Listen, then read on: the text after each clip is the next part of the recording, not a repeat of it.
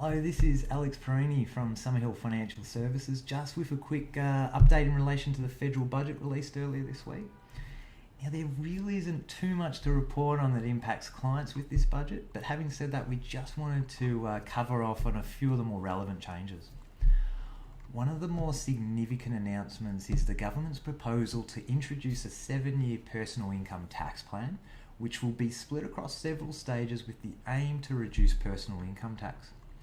Now, I won't get into too much detail in this video, but essentially what it means is, starting 1 July 2018, there'll be targeted tax relief to low and middle income earners. So that's those with an income of less than $90,000 per annum, where a tax offset will be introduced to the maximum value of $530.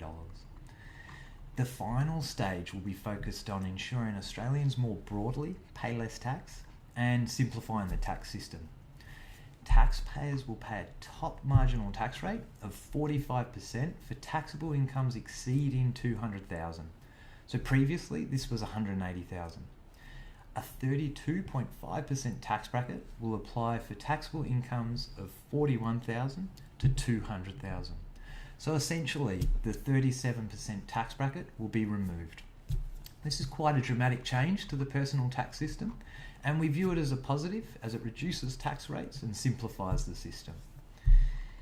Now, it was also confirmed that the Medicare levy rate will no longer be increased from 2% to 2.5% of taxable incomes from 1 July 2019. This is obviously another positive step. Another relevant announcement, which is more specific to those with self-managed super funds, will be your ability to increase your members from 4 to 6 from 1 July 2019. We also saw that those with self-managed super funds with a history of good compliance and good record keeping, you'll be able to do 3 yearly audits rather than annual audits commencing 1 July 2019.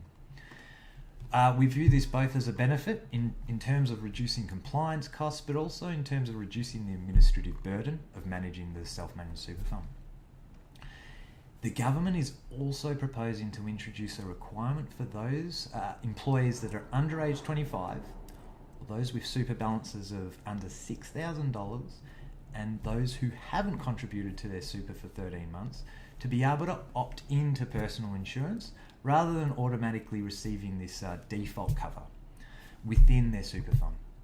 This can be seen as a positive, but at the same time, we know that default cover can be a really great mechanism for ensuring younger people who may not really care or think too much about insurance have the cover when they need it most. For those of you with kids that are transitioning into the workforce, don't hesitate to contact us if you have any concern over their insurance needs, but of course we'll raise this with you in your planning meeting if relevant. The last point we wanted to comment on is the government is proposing to introduce a change to the taxation treatment for minors receiving incomes from testamentary trusts. We don't view this will impact many testamentary trusts, but is something that's really specific, so we'll discuss it with you if relevant in your planning meeting. Those were the main areas we wanted to cover off on. So of course we'll discuss all relevant changes in your planning meeting, but in the meantime, if you've got any questions or concerns, please don't hesitate to contact Caroline or I.